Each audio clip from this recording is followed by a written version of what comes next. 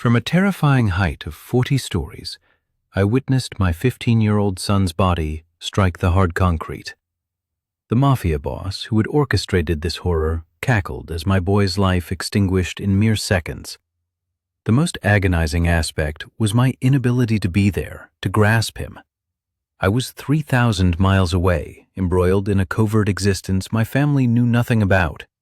A military operator burdened with secrets so profound they ultimately cost me everything. Now, all that remained was the relentless pursuit of justice. For more gripping narratives of betrayal, consider liking and subscribing, and share your city or country along with the types of stories you'd like to see next.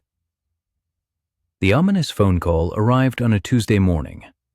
I was in a secure facility in Virginia, meticulously examining satellite imagery of an international arms shipment. It was Agent Morrison, my handler, who answered my emergency line, a clear signal that something terrible had occurred. "Your son," he uttered, devoid of names or protocol, just those two chilling words. I can still recall the distinct sound of my coffee cup shattering against the floor. Within 2 hours, I was back in New York. The police report was alarmingly clinical, detached, a document crafted by individuals accustomed to daily death who describe it with the dispassion of a weather forecast. My son, Marcus, a 15-year-old honor student and lacrosse player, had supposedly fallen from a rooftop in Williamsburg, Brooklyn. The official explanation cited an accidental fall during a botched robbery. Yet I knew, with absolute certainty, that no part of it was accidental. I stood before the medical examiner's office, observing my son through a glass pane. His face appeared serene, as if he were merely sleeping, which paradoxically made it all the more unbearable. I yearned for him to appear furious, defiant, anything but at peace. Peace implied acceptance, surrender, and Marcus was neither accepting nor surrendering. Detective Sullivan, a visibly weary man, continued to speak, using phrases like tragic incident and wrong place, wrong time. He was oblivious to my ability to dissect a death report with the precision of a military intelligence brief. The bruises on Marcus's wrists clearly indicated restraint. Defensive abrasions on his palms confirmed he had fought back. And the trajectory of the fall, no accidental drop occurs that way. This was an execution. "Where is my ex-wife?" I inquired of Sullivan, my voice steady despite the profound ache in my chest. "She's in the waiting area. She's not doing well." I discovered Tessa in a small room, tissues scattered across her lap like freshly fallen snow. She glanced up as I entered, her face collapsing. She attempted to rise, but her legs gave way and I caught her before she could fall.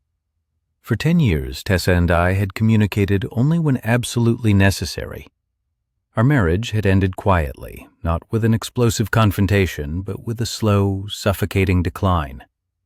She had desired a conventional husband, a role I was incapable of fulfilling, leading to our divorce. She retained primary custody of Marcus. I provided financial support, sent birthday cards, and offered the hollow presence of a father perpetually absent. Now, she was crumbling in my arms, and I recognized that I had made the most grievous miscalculation of my life. "He was scared," she whispered into my shoulder. "These men, he told me some people were looking for him. He said it was a mistake, that he'd gotten tangled in something.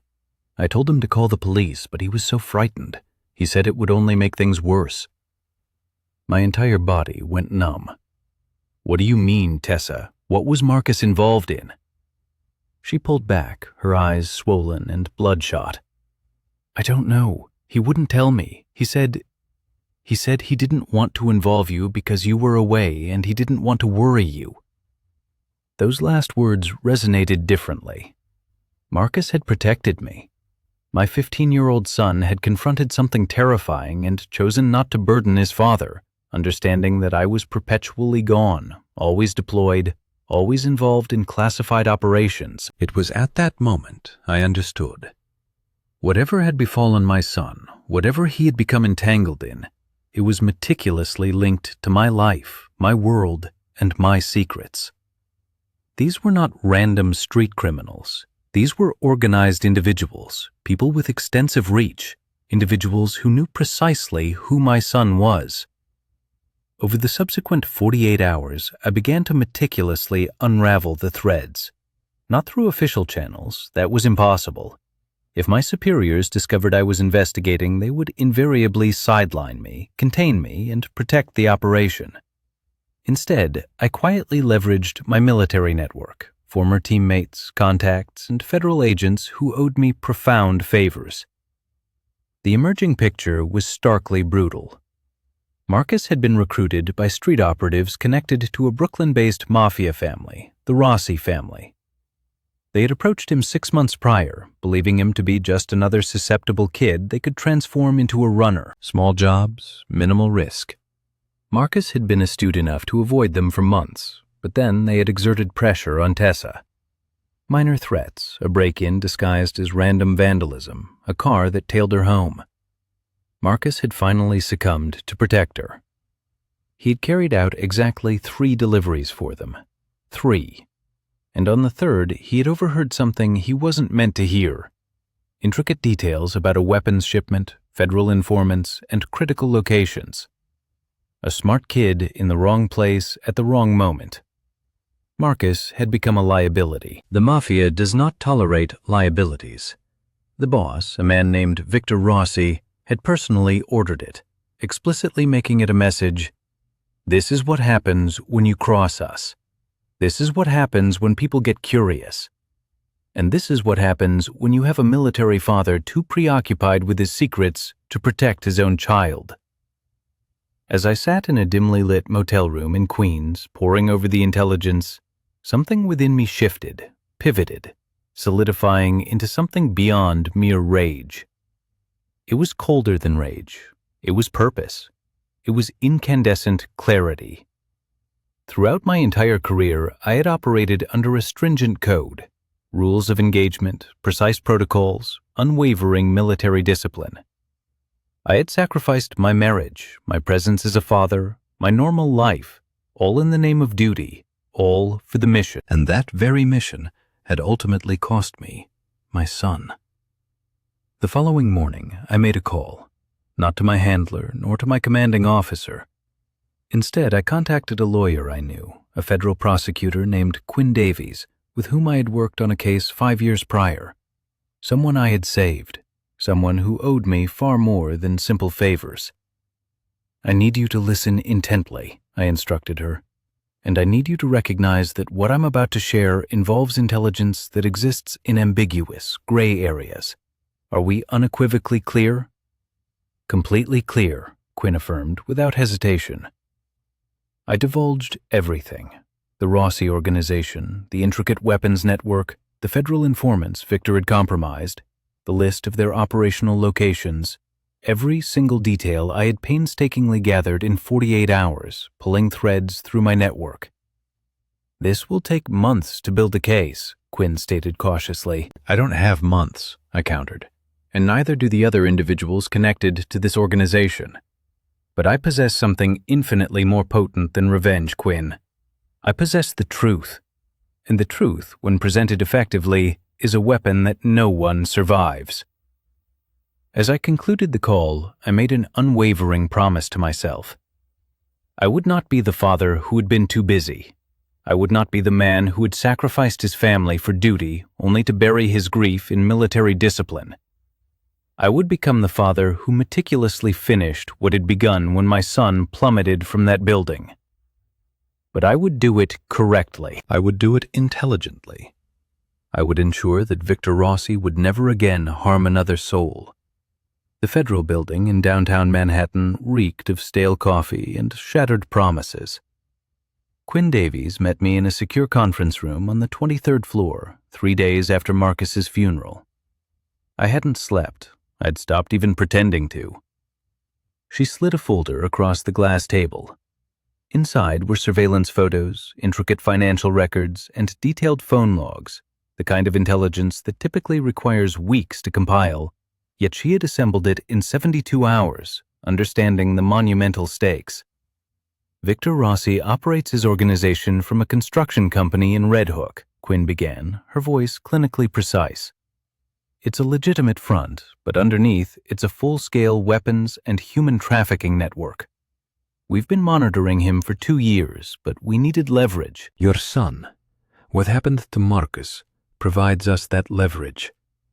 I fixated on a photo of Victor, mid-50s, an expensive suit, a gleaming silver watch. The kind of man who outwardly appears to sell insurance, but inwardly murders children and sleeps soundly. How deep does it go? I inquired. Deep enough that federal agencies have been tripping over one another, desperately trying to claim jurisdiction. The ATF is interested in the weapons aspect. The DEA is tracking money laundering through his casinos. But here's what's truly unsettling. There's a federal informant embedded within his organization, someone who has been providing us information for 8 months. At that moment, my chest tightened. I knew precisely where this was leading. Who? I demanded. That's the core of the problem. 3 weeks ago, the informant sent a message stating that Victor had grown suspicious. He mentioned a leak within the organization and was actively hunting for it. 2 days before your son died, that informant went completely silent. We've had no contact since. The pieces locked into place with the precision of a rifle magazine clicking into position. The informant hadn't been compromised. The informant had been feeding Victor false information about who was working against him, and Marcus, with his sharp memory and unfortunate timing, had somehow become the unintended target instead. I rose and walked to the window. 23 stories below, the city pulsed with its unending rhythm. People going to work, making plans, building futures. None of them knew that their lives were constantly intersecting with men like Victor Rossi, with systems designed to shield the corrupt and sacrifice the innocent. There's something else, Quinn added carefully. We discovered communication between Victor and someone connected to your past, military circles. Someone who knew you were away and who knew exactly who your son was. That stopped me cold. I turned back. What do you mean, someone from my past? We're not entirely certain yet, but Victor's organization has been moving weapons through military channels, defense contracts, shipping manifests, all superficially legitimate. We suspect someone inside the system has been facilitating all of this for him. Someone with security clearance. Someone who understands the protocols. I settled back into my seat, a profound chill seeping into my bones. Initially, the gravity of her words didn't fully register, but then, like a delayed shockwave, they hit with devastating clarity. Someone I had worked alongside, someone I had placed my trust in, a person who was privy to my son's existence and my frequent absences, they were now implicated. I require names, I stated. I need to verify the information first. The moment I officially pursue these leads, alarms will be triggered. We risk losing everything. However, there presented an alternative strategy. Victor employs a lawyer named Preston Crane, a defense attorney with ties to organized crime spanning 3 states. He specializes in sensitive matters, settlements, negotiations, disappearances. I recognized his type instantly. Legal pretense for illicit activities, deniability cloaked in expensive attire and court filings. What if I approach Crane? I inquired. Then you become a variable in a criminal investigation, and I lose you as a valuable asset, Quinn responded with blunt honesty. You'd also alert Rossi that someone on his side has divulged information. Your son's murder would then be reclassified as a solved case, an accident with a closed file. A cold, calculated fury coursed through me, not the explosive type, but something more deliberate and potent. A precision rage, a strategic rage. So we proceed differently, I declared. We proceed with extreme caution, Quinn corrected.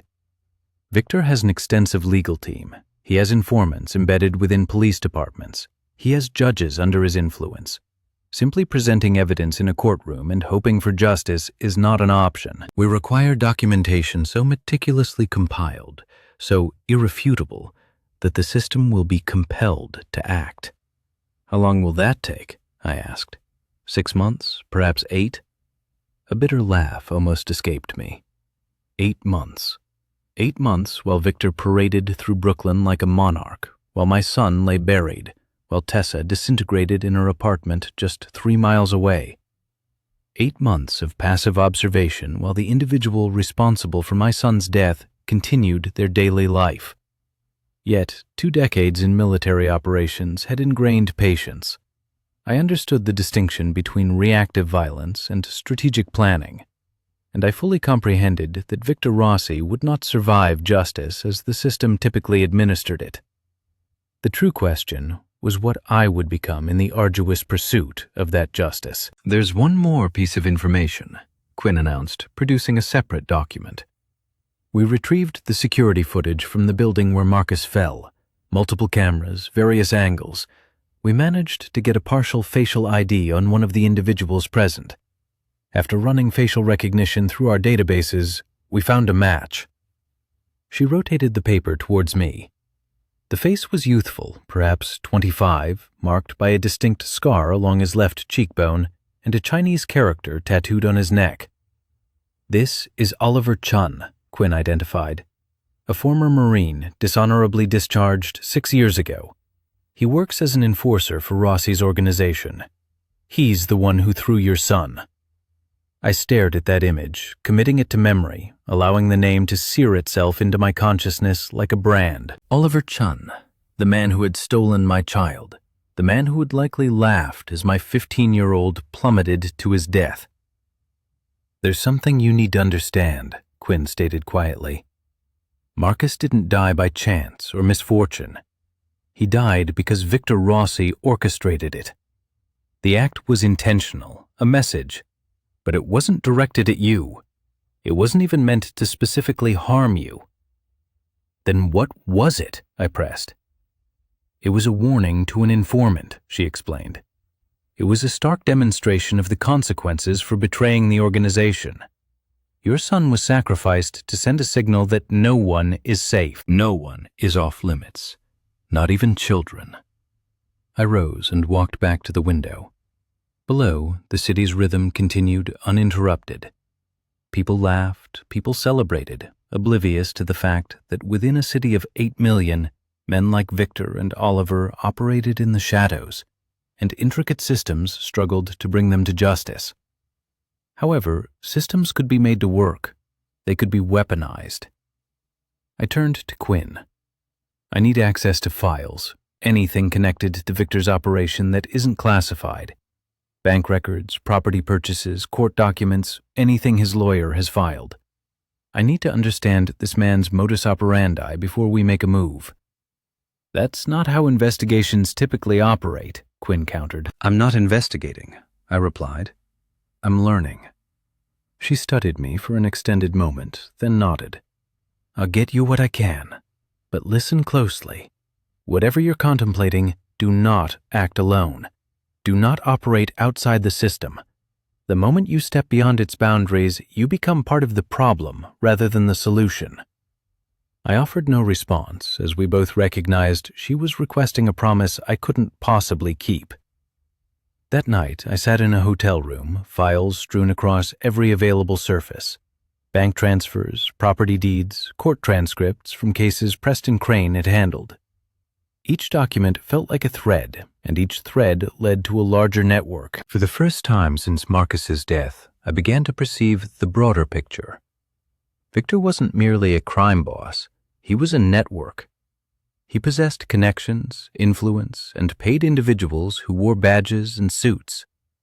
This realization meant that bringing him down would require more than just evidence. It would necessitate strategy. It would demand exposure. It would require me to become the weapon I had been trained to be, but in a manner no one anticipated. As I worked late into the night, my phone vibrated, a text from an unknown number. "You've been asking questions.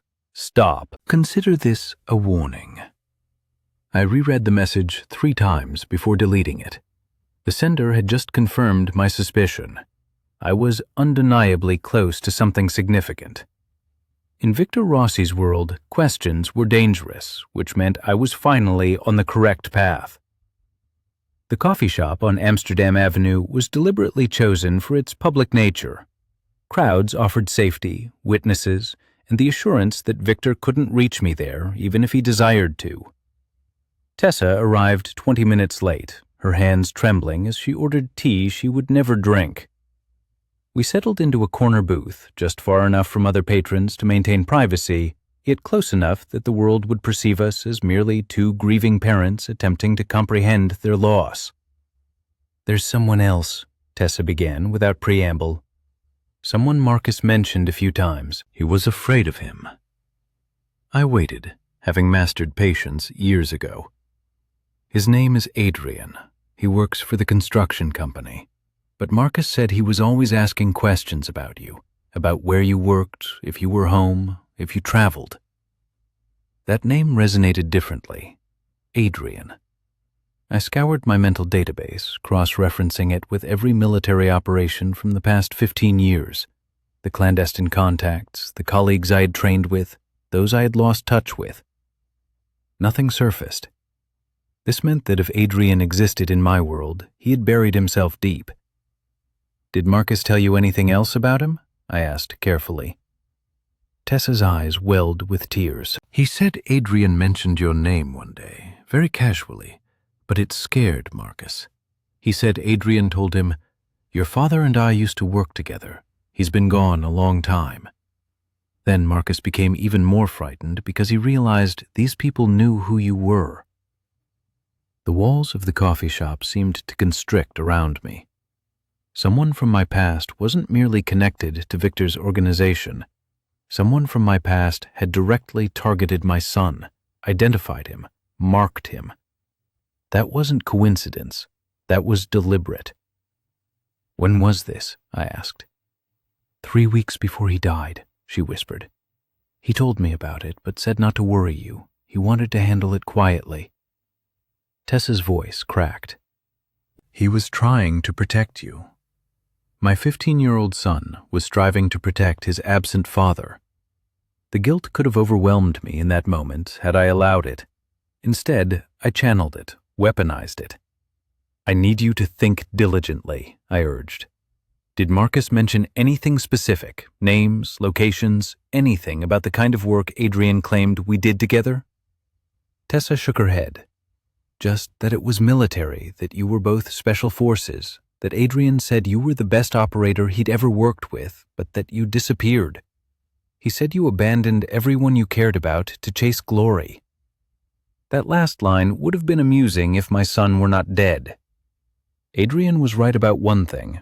I had disappeared. I had chosen the mission over my family, duty over presence, and in doing so had created a void that Victor Rossi had filled by transforming my own flesh and blood into a message.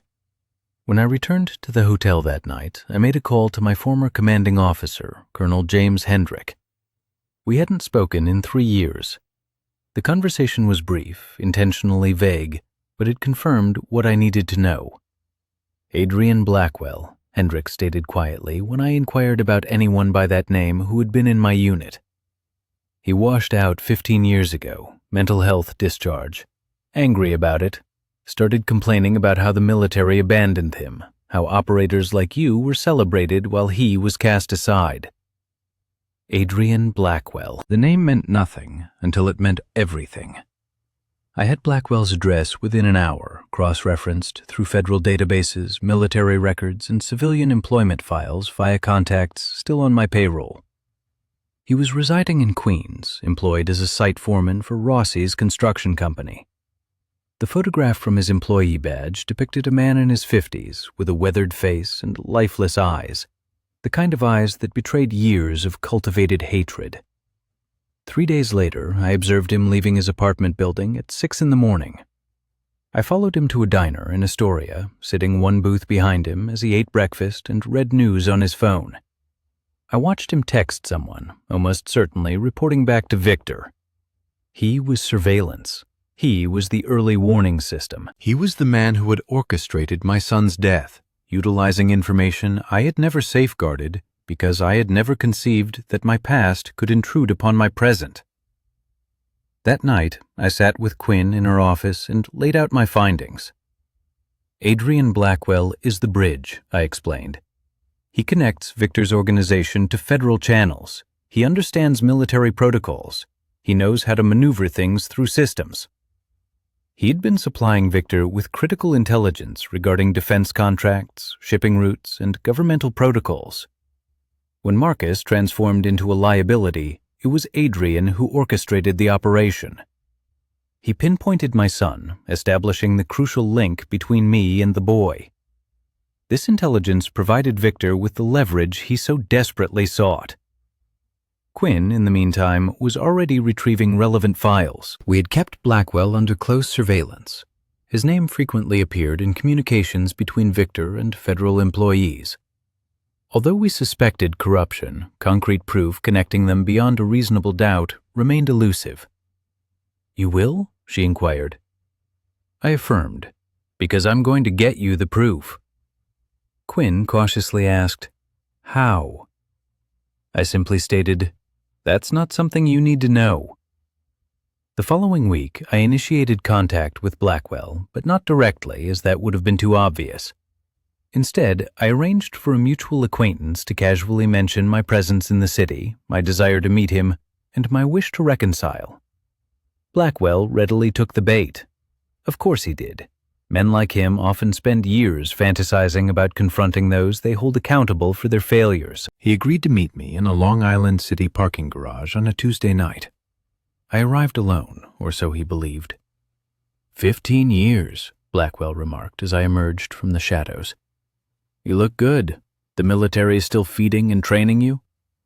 "Not anymore," I responded. "I'm a civilian now, retired. Heard through the grapevine you were in the city. Wanted to check in." He emitted a bitter, fractured laugh. "Check in? You've had my address since 2010. You never checked in before." I conceded. "You're right. I said I didn't. I was wrong about a lot of things back then." Our conversation extended for 40 minutes. Blackwell divulged everything: how he'd rebuilt his life post-discharge, his struggles, and eventually his employment with individuals who disregarded his past. He recounted feeling vindicated when Victor began inquiring about me, and the thrill of finally possessing leverage over the man he held responsible for all his misfortunes. Then he brought up Marcus, not by name but by their association. "The kid was collateral," Blackwell stated dispassionately. "Victor needed to send a message. I provided the target." Simple math. I remained immobile, showing no reaction. The FBI agent listening through my wire undoubtedly captured every word, every confession, every minute detail of how my past had culminated in my son's murder. "I should kill you," I uttered softly. "But you won't," Blackwell retorted, "because you're still the good soldier, still adhering to rules, still believing the system works." He was right. I wouldn't kill him. I had something far more punitive in store for Adrian Blackwell than a swift death. 2 days later, federal agents apprehended Blackwell on his way to work. The charges included conspiracy, conspiracy to distribute controlled substances, conspiracy to commit murder, and federal wire fraud. The evidence was irrefutable, his confession recorded. The link between Blackwell and Victor was now officially documented. Victor Rossi would undoubtedly have questions, eager to learn what Blackwell had disclosed. And then Victor would realize that his entire organization was on the brink of collapse. The pressure was mounting. The system was finally beginning to function. And I was about to deliver what my son deserved: genuine justice, not mere revenge. Victor Rossi remained oblivious to the fact that he was being hunted. This was his gravest miscalculation.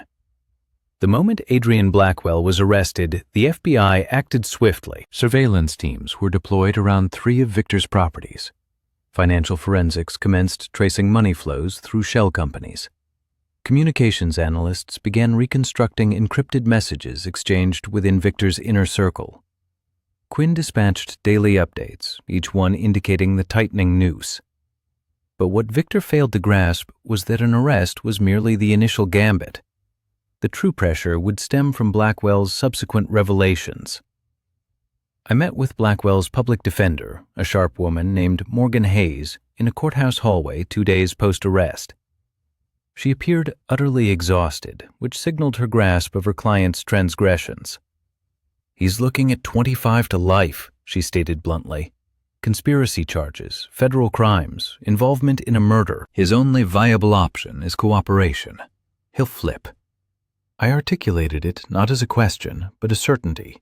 He'll flip. She confirmed. "The question is, what does he know?" He knew everything. Blackwell had been deeply embedded within Victor's organization for 8 years. He possessed the names of federal employees on Rossi's payroll, the locations of weapons storage facilities, details about shipments, buyers, and payment structures. He knew about the individuals Victor had eliminated. He knew about Marcus. Within 72 hours, Blackwell signed a cooperation agreement. Federal prosecutors offered him a reduced sentence in exchange for comprehensive testimony. He accepted without hesitation. Victor learned of this through his lawyer, Preston Crane. I know this because Quinn had discreetly placed a wire in Crane's office, a legally ambiguous move, but the FBI at this point prioritized survival over strict legality. Victor's reaction was entirely predictable: panic. A meeting was hastily arranged for Thursday night in the back room of a Coney Island restaurant he owned. Victor's inner circle, 7 men, all intimately involved in major operations, convened. The conversation was tense, urgent, and rife with recriminations. "Blackwell is talking," Victor's voice, thin and strained on the recording, declared. "The FBI has him and he's singing, which means we might have maybe 48 hours before federal agents come for everyone." "We could disappear," one of his men suggested. "Leave the country? With what?" Victor retorted. "Our money is frozen. Our properties are flagged. The moment I move, surveillance picks it up. Blackwell has given them everything they need to lock this down." Preston Crane, also present, responded with lawyerly caution. "We need to understand what he's told them," Crane stated. "If we can move fast, we might still contain this. Some of what Blackwell knows is hearsay, speculation. We can argue. Victor laughed bitterly. "They found weapons with federal serial numbers in one of our warehouses. They have bank records connecting us to traffickers in 3 countries. And now they have a man who can walk them through every transaction, every decision, everybody." The meeting concluded without resolution, leaving only men grappling with the realization they were trapped. What Victor failed to comprehend was that his organization was not being solely targeted by the FBI. It was being systematically dismantled from multiple angles simultaneously. The following morning, the DEA executed search warrants on 5 of his properties.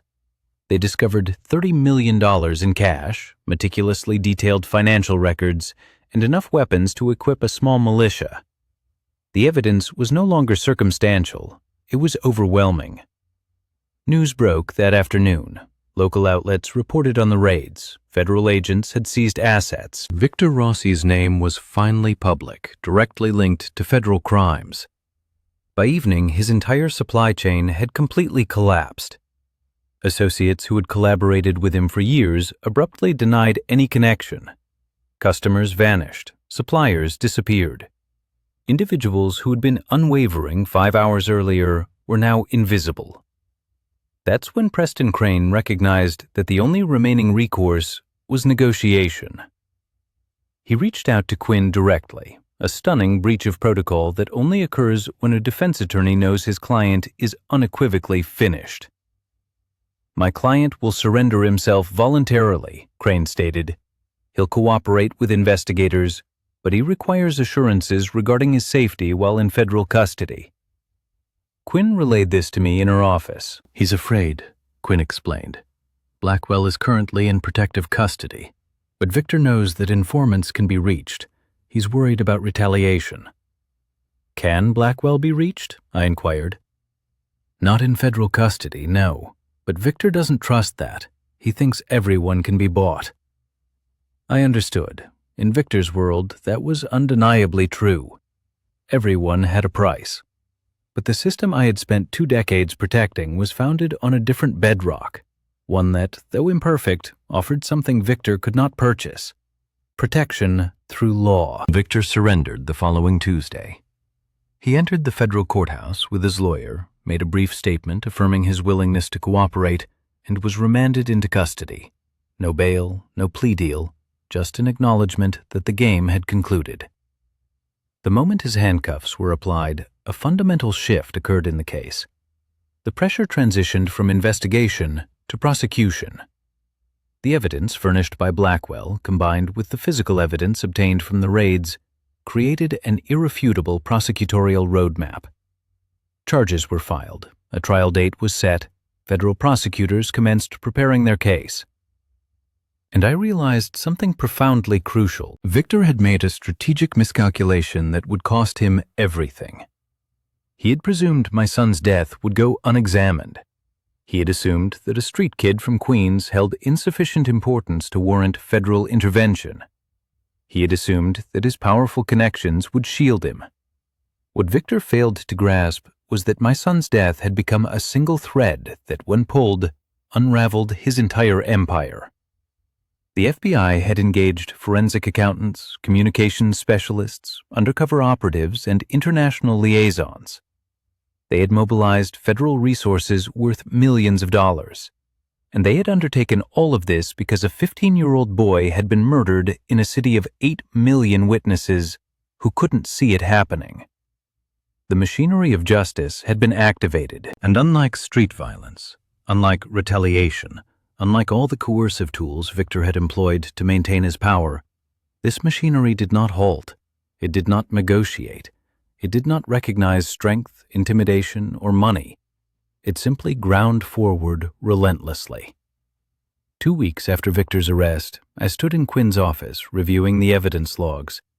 Thousands of pages, financial records, communications, witness statements, everything the prosecution would need to incontrovertibly prove that Victor Rossi had ordered the murder of a child.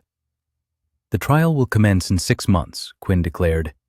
We will prioritize the weapons charges, then establish the organizational framework, and subsequently advance to the murder charges. Blackwell's testimony will be critical, and Victor, I inquired, will spend the remainder of his days in a federal correctional facility?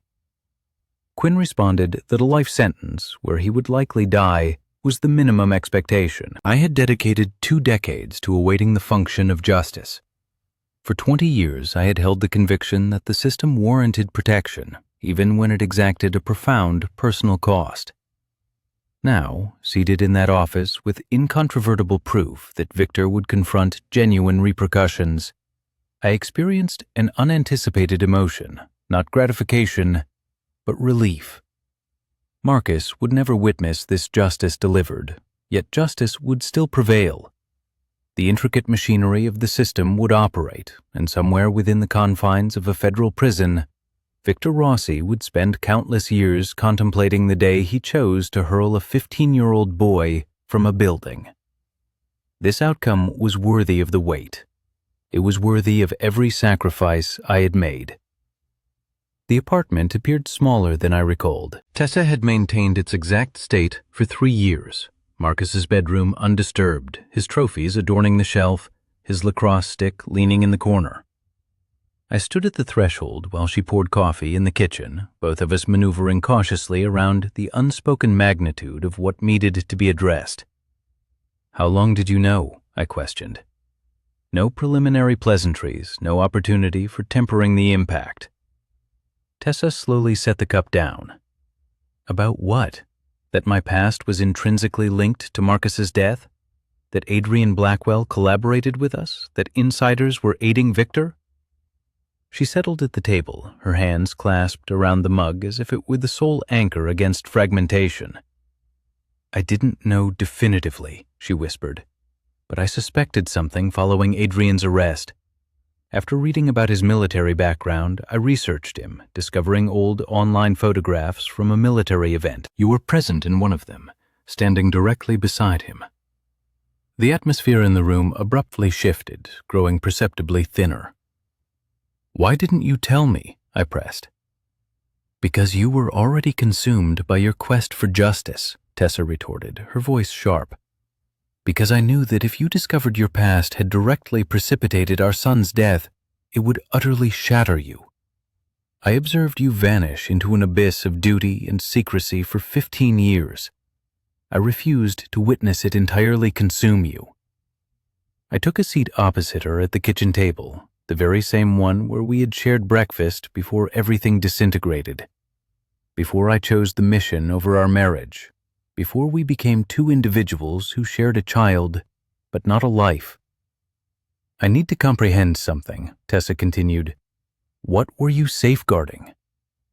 What was so paramount that you couldn't inform me about Adrian, about the operations, about any of it? Why did our son have to perish because you withheld secrets? The question struck me like a physical blow because its fairness was undeniable, because it was a question I had posed to myself 1,000 times in the 3 weeks since Marcus's fall. I was protecting my work, I explained. Classified operations, covert intelligence, information that, if disclosed, would jeopardize missions, agents, and years of effort. I constructed barriers around you and Marcus, believing it would keep you safe. If you remained oblivious to my activities, if you couldn't be connected to them, then no one could exploit you against me. And it worked perfectly, Tessa remarked with bitterness. They killed our son instead. I found no counter-argument. She was correct. Every barricade I had erected, every secret I had maintained, every mission I had prioritized over family time, it had all been rationalized as protection. And it had failed in the most profoundly devastating manner conceivable. I saw Adrian at a grocery store once, Tessa recounted, her voice distant. 6 months before Marcus died. He was purchasing coffee, and I recognized him from the photograph. There was an anger in his eyes. I didn't attach any significance to it at the time, but afterward I kept wondering, what if I had spoken up? What if I had warned you then? You couldn't have known, I said. Neither could you, she shot back. But that is the fundamental difference between us. I spent 15 years accepting my lack of knowledge, accepting that I couldn't know. You spent 15 years deluding yourself that not knowing was synonymous with control. The words settled in the space between us, and I grasped that Tessa's fury wasn't directed at me for our son's death. Her anger stemmed from everything preceding it, from my choices, my priorities, my construction of a life that excluded her and Marcus from the most fundamental aspects of my identity. I received a letter, she continued, from the prosecutor. They are compiling the case for trial, and they want me to testify. They want me to articulate the impact on the family. They want me to stand before a jury and speak about the loss of my son. I can do that, I offered. No, Tessa firmly replied. You cannot. You are the military operator, the expert witness on Victor's operations. You are the case. I am the mother. That is the role they require. She was right, and I resented it. I longed to bear every fragment of this burden myself. I yearned to be the one standing in that courtroom, elucidating the meaning of losing Marcus. But that was no longer my role. My role was to furnish the evidence that would ensure Victor spent his life incarcerated. Tessa's role was to humanize the cost. He was inquiring about you, Tessa said after a prolonged silence. Before he died, he wanted to understand why you were absent so often, why you chose work over being here. I told him you were protecting people, that you were a hero. I wasn't a hero, I admitted. I was absent. You were both, Tessa countered, and Marcus understood that. He was angry about it sometimes, but he also comprehended. At 15 years old, our son understood sacrifice more profoundly than most adults. He just wanted you to know that he understood, wanted you to know that he was proud of you, even when he didn't see you. I felt a rupture within my chest, a type of damage that resists neat healing, one that scars over but never truly vanishes. If I could go back, I began. You can't, Tessa interjected. None of us can. All we can do is ensure that what transpired with Marcus holds significance, that Victor's punishment isn't solely about retribution, it's about accountability. It's about guaranteeing no other mother has to testify about losing her child because someone in your sphere decided to send a message. We sat in silence for another hour.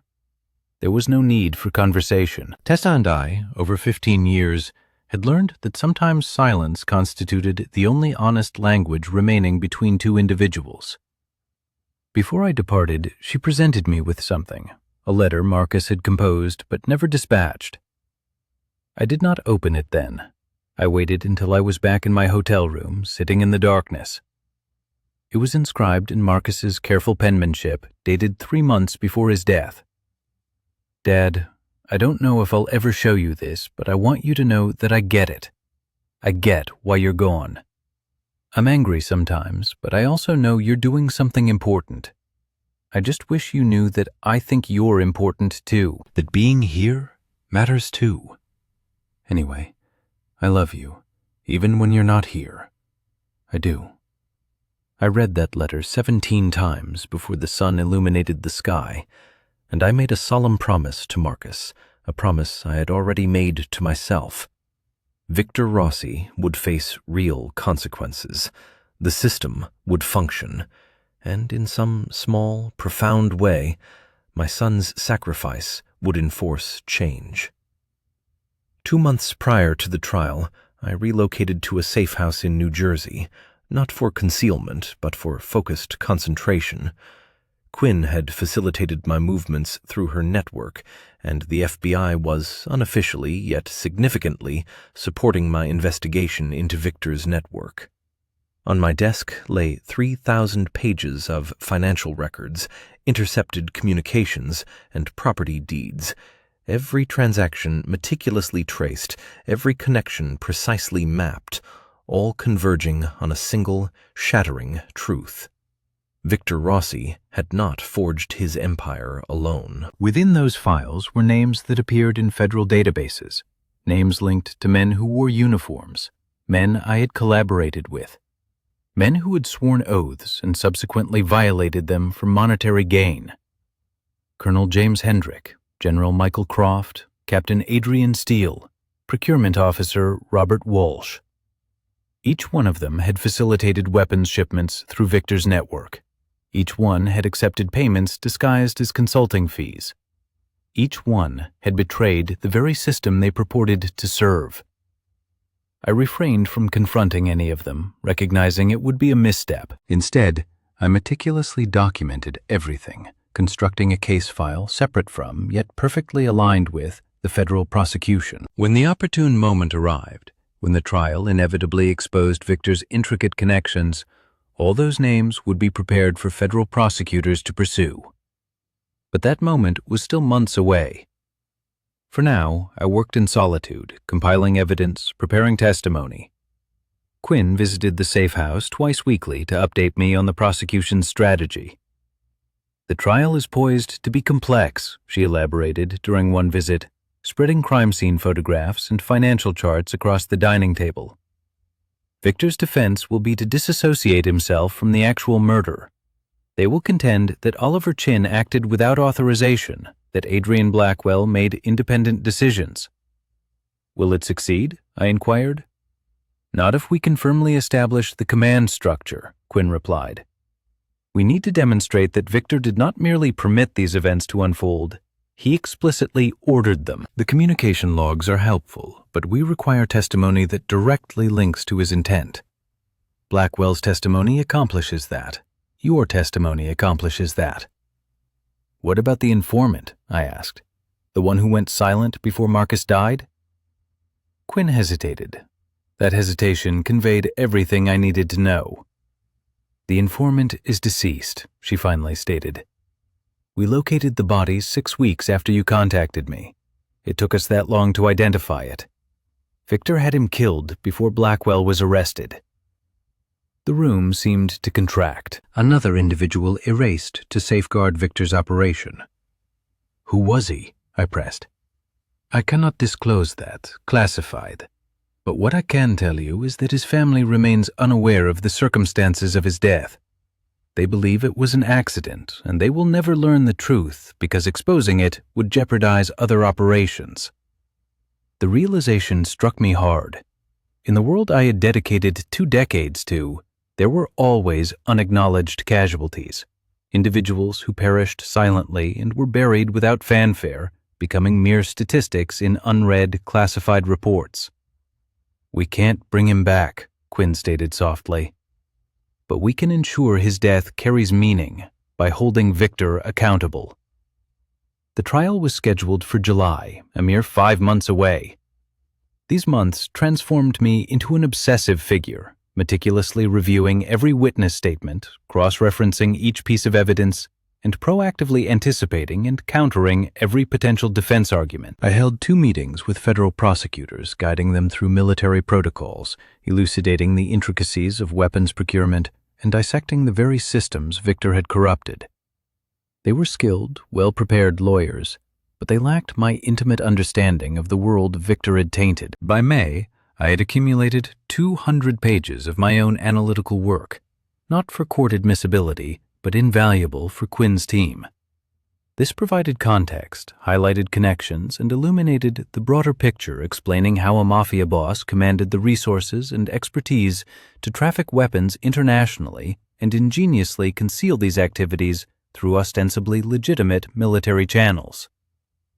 In early June, I visited the cemetery where Marcus was interred. I had avoided it since the funeral, unable to face it until I had tangible progress to report. His headstone was understated. Marcus Dillon Grant, born 2008, died 2024. Beloved son. "The trial begins in 3 weeks, I confided to him that afternoon. Son, Victor will stand before a jury. Blackwell will testify. Oliver Chin will testify. All the evidence will surface. There is no scenario in which he escapes this." I paused, as if Marcus might respond, as if my son could somehow hear me and grasp that his death would precipitate a reckoning, that his death would indeed matter. "I regret not being there," I continued. "I regret being 3,000 miles away, living a life you never comprehended. I regret valuing duty above presence. But I promise that what happened to you will instigate change. I will ensure no other parent loses a child as we lost you." As I walked back to my car, my phone vibrated with a text from an unknown number. "You're making mistakes. Stop while you can. This doesn't end the way you think." I chose not to reply, nor did I report it to Quinn. Instead, I saved the number and added it to my files. This was the 3rd such message in 2 months. Someone was watching. Someone was afraid, which indicated I was nearing something significant. That evening, I reviewed the latest communications intercept, a conversation between Preston Crane and Victor from 2 weeks prior, recorded via a device federal agents had planted in Crane's office. "The trial will expose everything," Victor's voice, tight with fear, stated.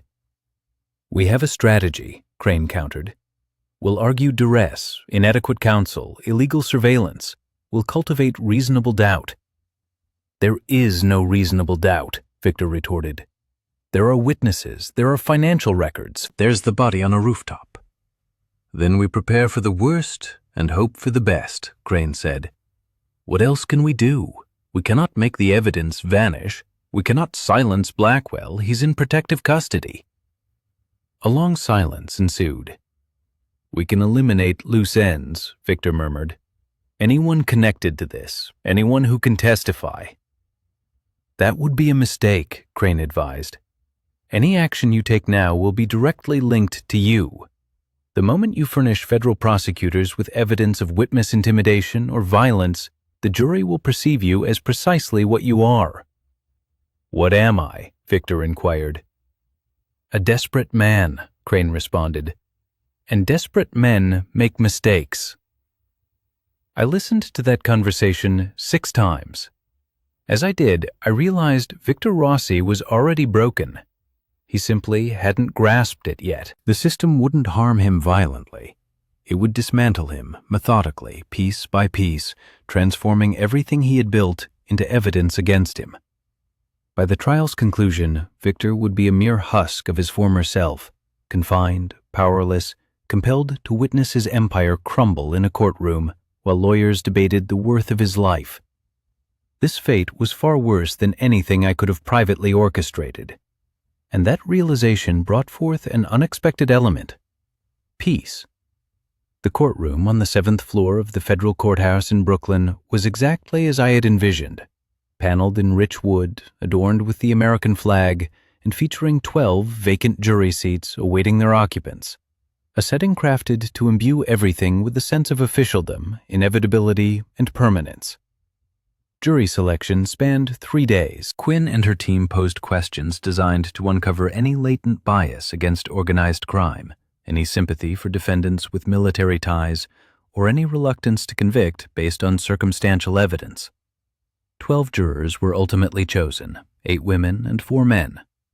Their expressions revealed nothing but professional impartiality. The trial commenced on a Monday morning in July. The prosecution's opening statement was delivered with meticulous precision.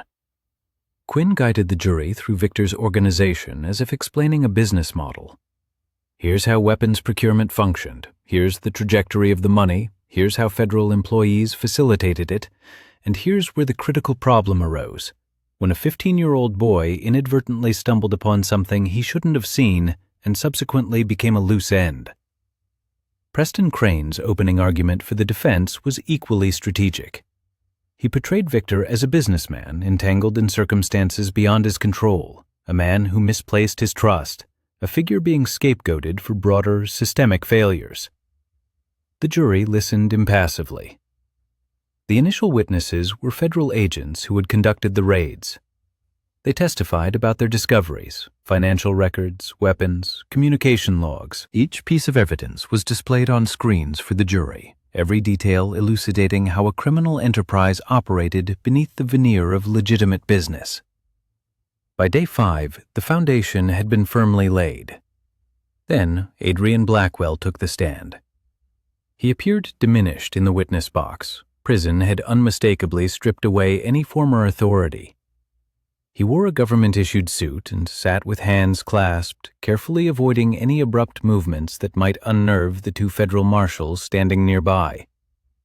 Quinn approached him with caution. She had rehearsed this testimony 100 times with prosecutors and federal agents in preparation rooms, each question meticulously crafted to elicit specific information, each answer propelling the jury closer to understanding that Victor Rossi had orchestrated her son's death.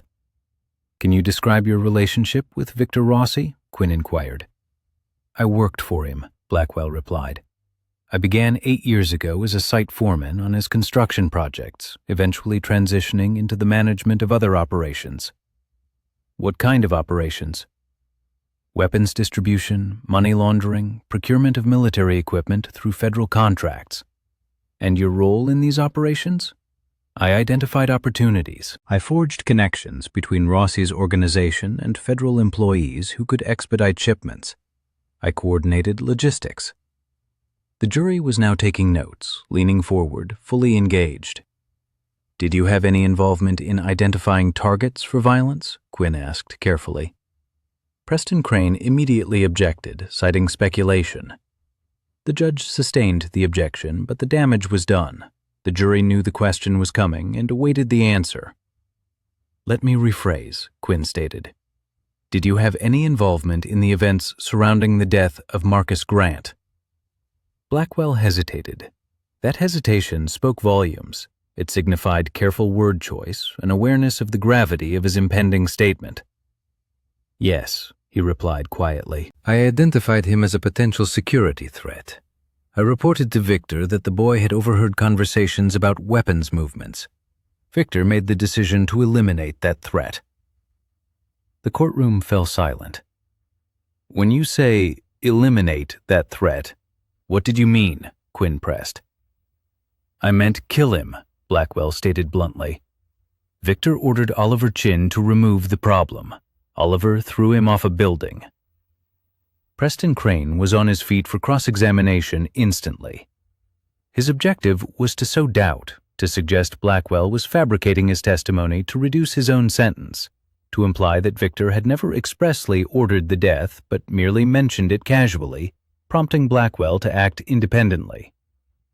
But Blackwell maintained a consistent narrative. He had lived with this confession for months, rehearsing it with federal prosecutors, and under pressure, he did not falter. "So you're alleging Victor explicitly ordered the death of a child?" Crane asked, his voice dripping with incredulity.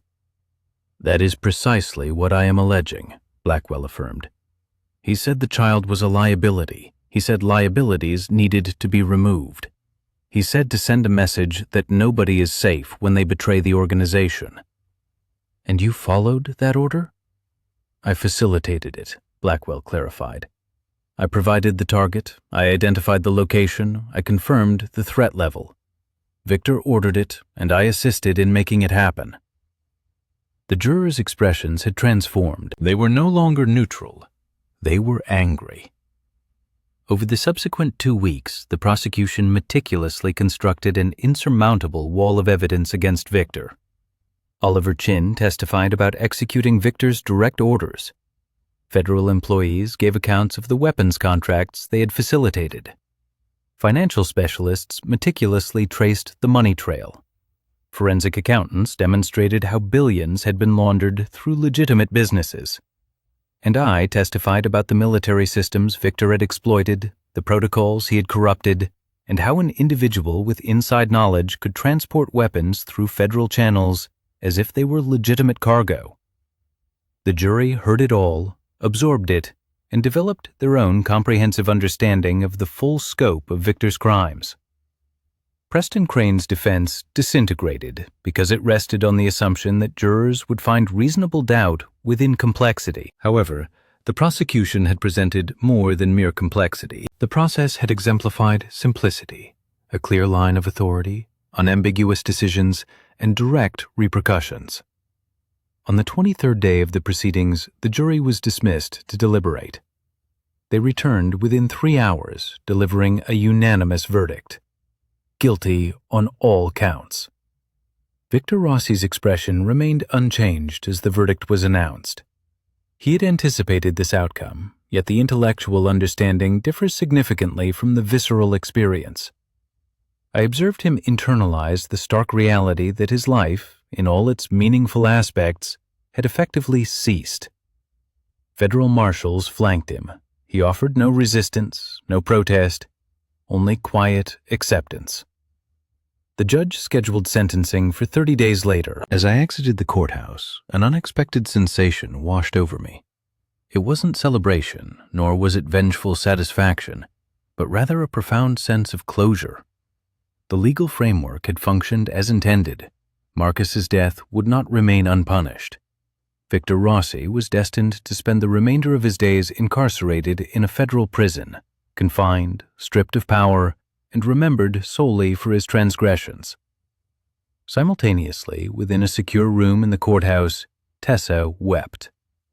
Her tears were no longer born of sadness, but from the dawning realization that accountability had at last been served, that her son's passing held significance, and that the justice system had indeed fulfilled its promise. Quinn approached me outside the courthouse steps.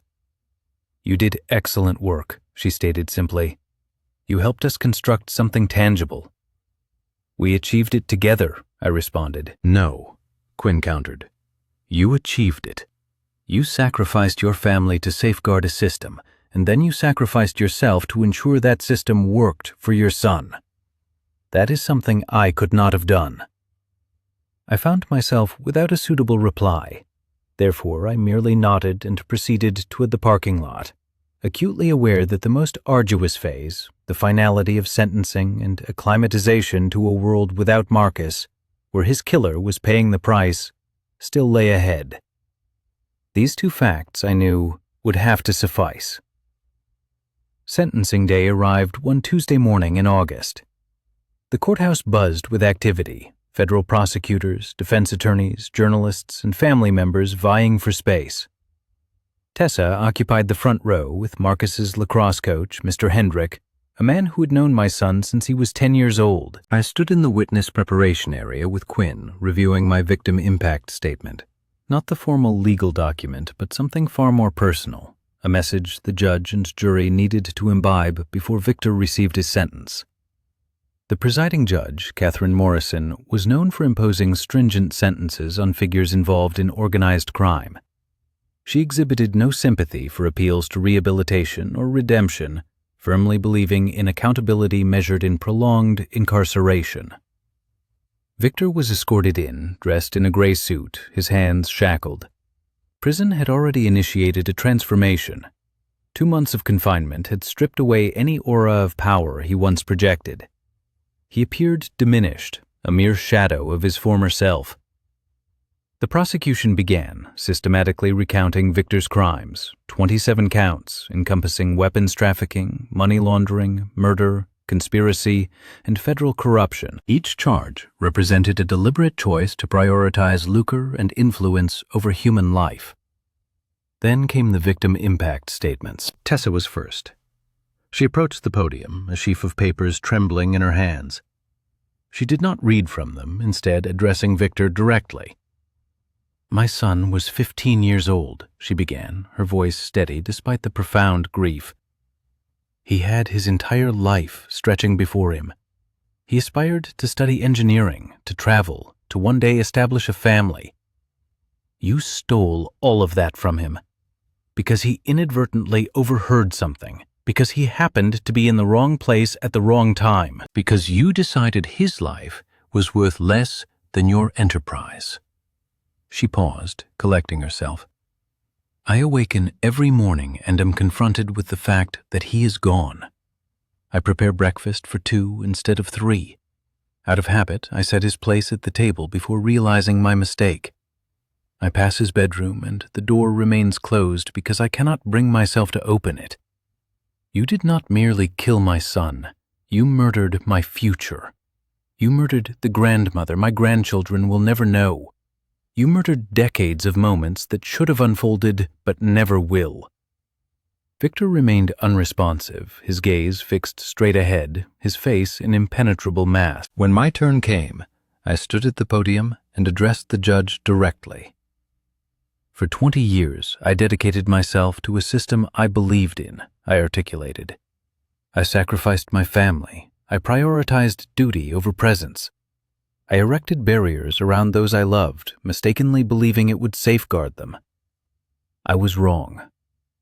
I then detailed what the investigation had uncovered, how Adrian Blackwell, a figure from my past, had identified my son as a target, how Victor, leveraging his intimate knowledge of military protocols and federal systems, had exploited these connections to facilitate weapons movement and murder, how the very system I had devoted my life to protecting had been compromised from within.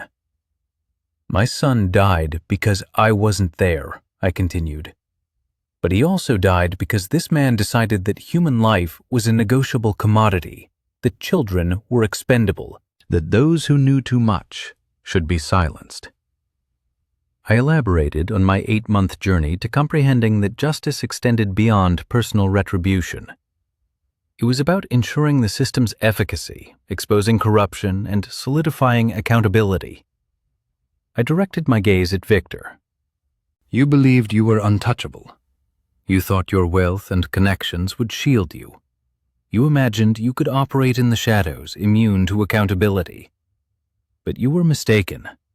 The system I spent 20 years defending just convicted you on every single count. The system worked, and now you will spend the rest of your life in federal prison, comprehending that choices carry consequences."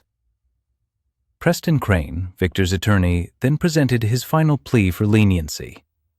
He spoke of Victor's difficult upbringing, his struggles with addiction, and his desire to support his aging mother. He portrayed a broken man who, despite his errors, deserved a second chance. Judge Morrison listened without betraying any emotion. Then she delivered her sentence. "Victor Rossi, you have been found guilty on 27 distinct counts, including federal weapons trafficking, money laundering, conspiracy to distribute controlled substances, corruption of federal employees, and first-degree murder. The evidence presented during this trial unequivocally demonstrates a pattern of criminal enterprise spanning decades. You corrupted federal employees. You trafficked weapons across international borders. You established a criminal organization that preyed upon vulnerable individuals. And when a child uncovered your operations, you ordered his execution. She paused, allowing the gravity of her statement to resonate. The defendant exhibits no remorse. He has not accepted responsibility for his actions. He has expressed no understanding of the harm he has inflicted. In such cases, rehabilitation is not a realistic prospect. Judge Morrison looked directly at Victor. I am sentencing you to life imprisonment without the possibility of parole. Additionally, I am imposing consecutive sentences on the weapons trafficking charges, adding an additional 40 years to this sentence. While these additional years are technically unnecessary given your life sentence, they serve as a clear statement that this court considers these crimes among the most egregious offenses it encounters. Victor's expression remained unchanged, but his lawyer immediately leaned in, whispering urgently. Whatever was exchanged held no bearing. The sentence had been pronounced, the decision absolute. In addition to imprisonment, Mr. Rossi is sentenced to forfeit all assets connected to his criminal enterprise. The court is ordering asset seizure to the value of $85 million. These assets will be liquidated and distributed to federal agencies investigating organized crime. Federal marshals stood ready. Victor was prepared for transfer. He would spend the remainder of his existence in a maximum security federal facility, confined to a cell, his freedom completely abrogated. No power, no influence, no capacity to ever again inflict harm. As he was led out, for the first time since the trial commenced, his eyes met mine. In that fleeting moment, I perceived something, a flicker of understanding. The dawning realization that his entire empire had crumbled, that everything he had painstakingly constructed had been dismantled, and that the death of a 15-year-old boy had been the thread that, when tugged, had unraveled his entire life. Following the sentencing, Quinn drew me aside. We are proceeding with federal charges against Colonel Hendrick, General Croft, and Captain Steele, she disclosed.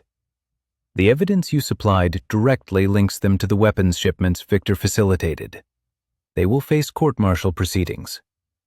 What about Preston Crane? I inquired. We are investigating him on obstruction of justice charges.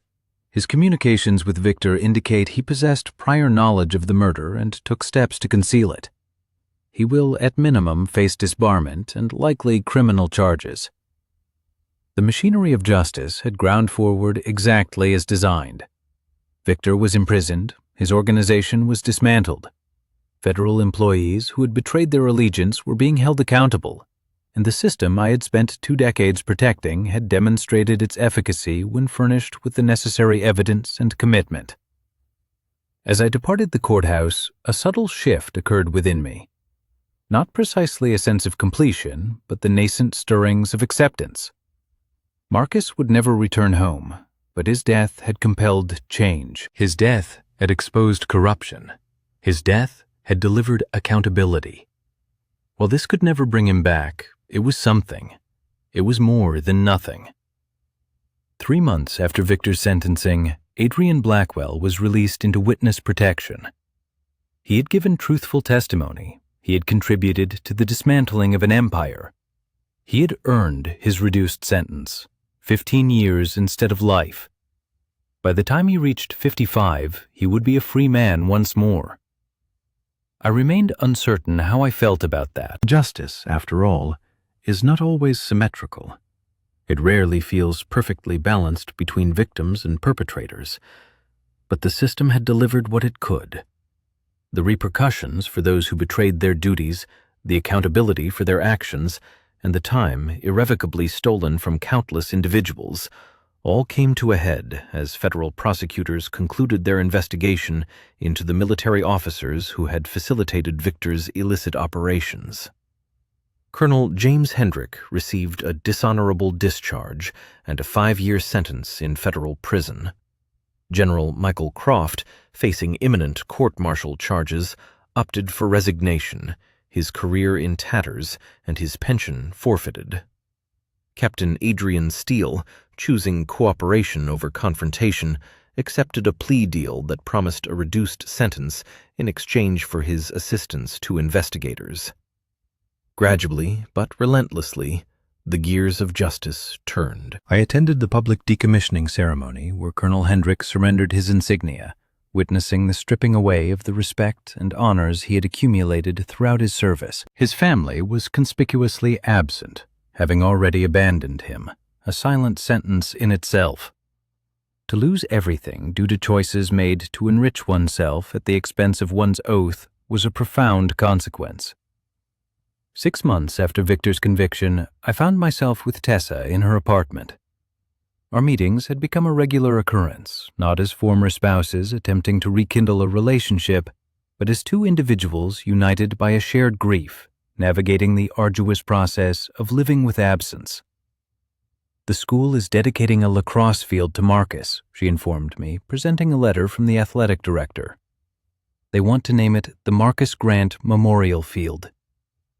I read the letter carefully. Its language was respectful and genuinely honoring. What resonated most deeply, however, was the recognition that my son would be remembered not as a victim, but as a person, someone who had existed, mattered, and contributed to his community. "You should speak at the dedication," I suggested. "I can't," Tessa replied. "Not yet, but perhaps in a year when the wound isn't quite so fresh." I understood completely. Grief adheres to no schedule, no timeline. It is indifferent to prosecution verdicts or federal sentencing guidelines. It is a permanent, evolving presence, never entirely manageable, yet eventually becoming bearable. That October, I made a decisive change. I formally requested a discharge from military service. After 2 decades of operations, classified assignments, and personal sacrifice, I stepped away. The formal ceremony was unadorned, no fanfare, merely administrative paperwork and a final debriefing. My commanding officer, a general with whom I'd never directly collaborated, inquired about my departure. "I sacrificed my family for duty," I explained, "and when the moment came that I needed to protect what I'd built and what I'd sacrificed, I wasn't there. I spent 20 years being the best operator I could be, but I failed to be the father I needed to be. I am not going to spend the next 20 years making the same choice." He offered no argument, simply nodded and signed the discharge papers. I utilized my military pension to establish the Marcus Grant Foundation, a nonprofit organization dedicated to assisting families of crime victims in navigating the complex legal system and accessing vital resources. The foundation provides counseling, legal representation, and financial aid. It exists because my son's death underscored that the system often fails those without an advocate. Tessa joined me as the foundation's director. Together, we worked to rebuild something meaningful from the ashes of what Victor had destroyed. The investigation into weapons trafficking linked to military corruption eventually precipitated congressional hearings. Senators probed into the vulnerabilities of federal systems, the extent of undocumented weapons trafficking, and the number of corrupted federal employees. The revelations were more alarming than anyone had anticipated. A Congressional Research Service report estimated that nearly $2 billion in weapons had been trafficked through federal channels over the preceding decade, involving hundreds of federal employees at various levels. The very system I had dedicated 2 decades to protecting had been deeply compromised. Yet the investigation also demonstrated that when that system was properly activated, when evidence was truthfully presented and witnesses testified honestly, justice could still be delivered.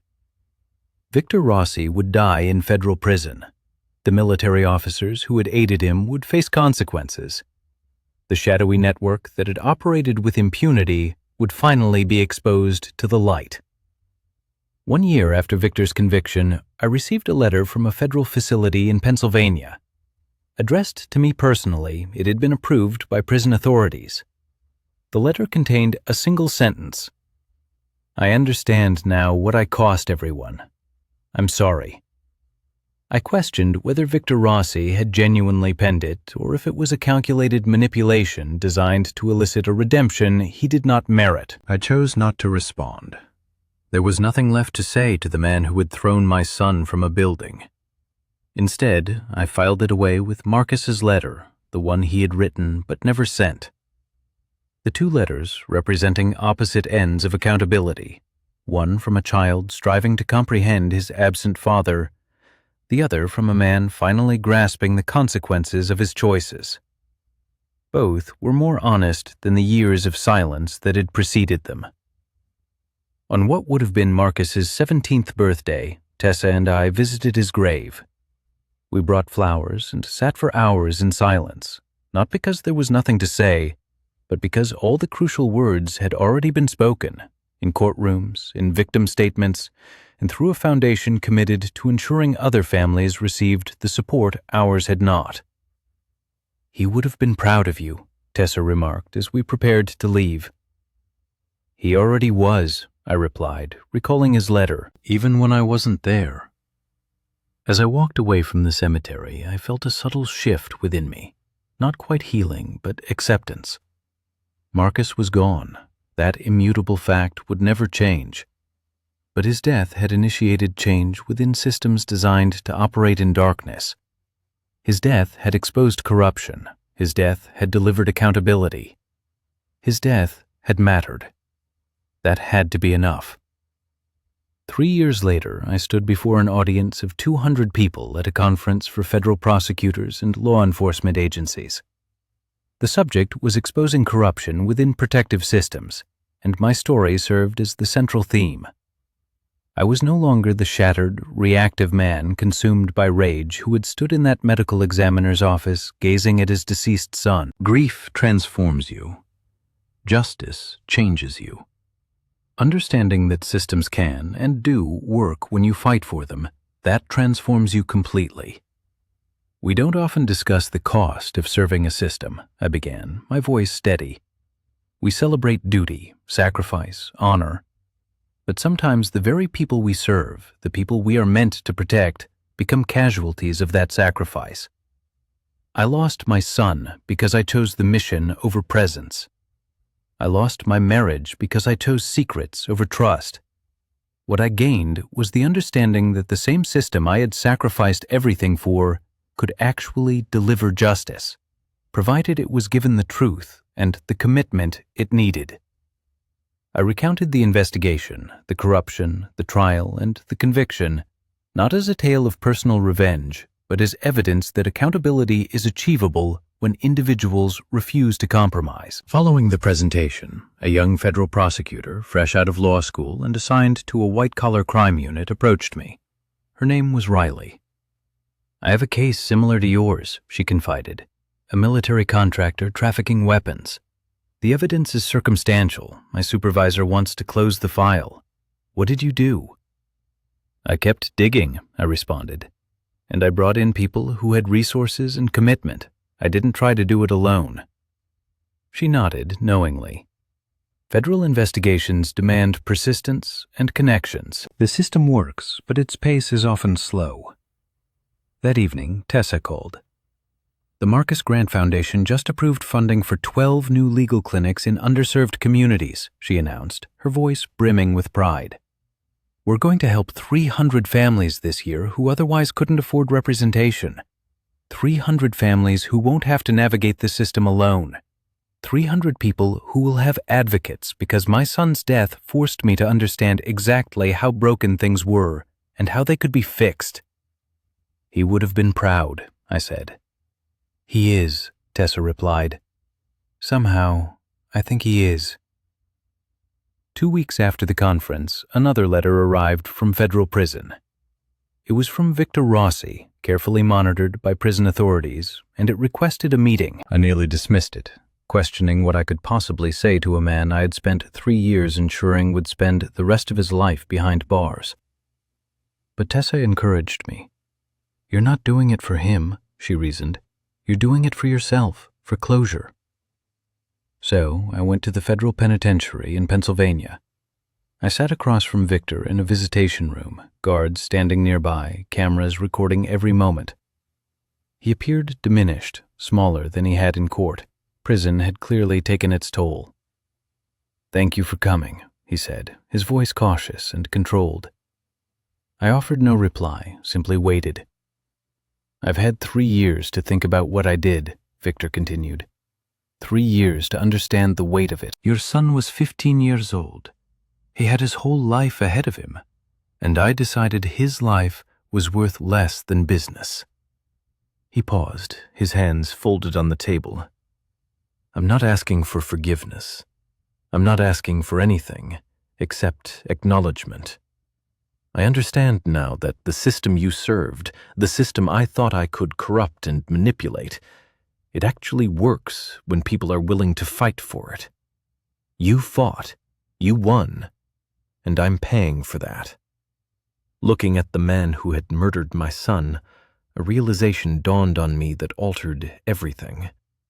Victor didn't need my forgiveness. He needed to comprehend the consequence of his choices, and he had years of confinement ahead, years of powerlessness, years of understanding that his entire empire had crumbled because the death of a 15-year-old boy had mattered enough to compel accountability. I hope each day you spend within these walls reminds you of the immense cost you bore, I stated softly. May you never forget the name Marcus Grant. May you grasp that there are mechanisms greater than yourself, mechanisms that function effectively, mechanisms that impose repercussions for your decisions. I rose to depart. "Just one more thing," Victor called out. "I wish to establish a fund directing my confiscated assets to the Marcus Grant Foundation, not as an act of redemption. I understand I am beyond redemption, but as an acknowledgement, an understanding that certain debts can only be settled with the passage of time and financial contribution." I offered no reply. The correctional authorities would handle that petition through proper legal channels. Whether it gained approval or faced denial was no longer a concern of mine. 18 months later, the Marcus Grant Foundation had expanded its reach to 23 urban centers. We had assisted over 700 families in navigating federal, state, and local judicial frameworks. We extended legal representation to individuals who could not otherwise afford it. We evolved into the voice that families like mine desperately needed after experiencing the profound loss inflicted by crime. I am no longer a military operative. I am no longer concealed within confidential assignments. I am visible now, delivering speeches at conferences, consulting with prosecuting attorneys, constructing frameworks designed to safeguard individuals rather than obscure classified information. And every morning, I visit Marcus's grave, providing him with updates on our progress, on what his legacy has ultimately become. This narrative is not centered on vengeance. It does not depict a father transformed into an instrument of retribution. It revolves around the comprehension that systems function when we insist upon their proper operation, that accountability is achievable when we steadfastly refuse to tolerate corruption, that the life of a child, any child's life, possesses an intrinsic worth that transcends power, wealth, or organizational allegiance. Now, I pose a question to you, and I request your answers in the comments section below. From what location are you currently watching? Which nation, which city? And, more importantly, what categories of stories intrigue you most? Do you desire more narratives of military reprisal? Are you drawn to tales of familial treachery? Do you seek accounts of justice delivered through established systems rather than through unbridled violence? Would you like more stories detailing the exposure of corruption and the subsequent imposition of accountability? Share your thoughts in the comments. State your city. Disclose the themes that captivate your interest. Inform me which stories you wish to hear next, for I am shaping this channel around what genuinely resonates with you. If this story stirred your emotions, if it prompted you to contemplate justice, sacrifice, and the hidden costs of secrets, please hit that like button, subscribe so you won't miss the upcoming thriller, and join me in this community of individuals who grasp that sometimes The most potent form of retaliation is witnessing an individual face genuine repercussions within a legitimate system. I will bring you an even more astounding, more profoundly emotional story next time. A narrative about a father who uncovers his wife's most profound betrayal and, instead of crumbling, chooses to reconstruct.